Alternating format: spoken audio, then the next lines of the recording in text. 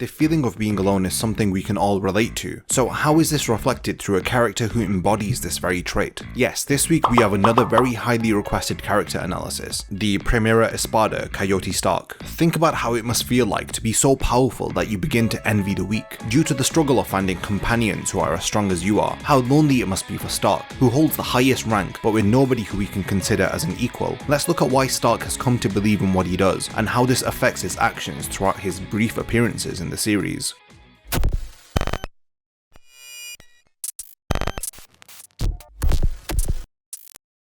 Before the video begins, remember to subscribe and turn on notifications to not miss any of my future uploads. Starrk first appears in episode 138 of the anime and in chapter 229 of the manga. He has wavy dark brown hair along with greyish blue eyes. The remains of his hollow mask consist of the bottom of a jaw which appears on his neck. He is the first ranked Espada within Aizen's army, meaning that he is the strongest Espada. Starrk is lazy and unmotivated. He is the first ranked Espada, but he is very willing to let the second ranked Baragon take up leadership, which is shown in chapter 318 during the Fake Karakura Town battle. He spends most of his time asleep and doesn't invest much interest in being violent or arrogant like the other Espada. During his battle with Shunsui, he is very observant of all the battles going on around him. For example, in chapter 361 he comments on the other fights that are going on. He appears to be impressed by Hitsugaya's Bankai and asks Shunsui if all the captains have such an ability. As with all the other Espada, he too has an aspect of death. Starrk is assigned to represent solitude, which consequently reflects through how he behaves and what he says. To understand why he resonates with the feeling of loneliness, we need to take a look back at his backstory, which we learn through chapters 374 and 375. In chapter 374, during a flashback, we see Starrk state that he is alone. In his final moments after he is defeated by Shunsui, he recalls how he envied the weak. He was left alone when all of his companions had their souls diminished due to being around him. Due to his loneliness, he split his soul in two, forming his partner Lilinette. He questions how his original form would have been like, asking if it would have resembled either of them. However, he does know that that form caused him to feel loneliness which he needed to escape, and this is the reason why he divided himself in two. He envied the weak because when you are weak, you get to stay with the pack, and together you are stronger than being alone. Even if it wasn't possible for him to be weak, he just desired for a friend who was at least as strong as he was. In chapter 375, we see Aizen approach Starrk and Lilinette, questioning if they took down the pile of hollows which lay in front of them, but Starrk tells him that they just died on their own. Aizen compliments him by telling him that he seems strong. He also states that he is looking for friends, which Starrk replies by saying that he too is looking for friendship, but only if they are strong.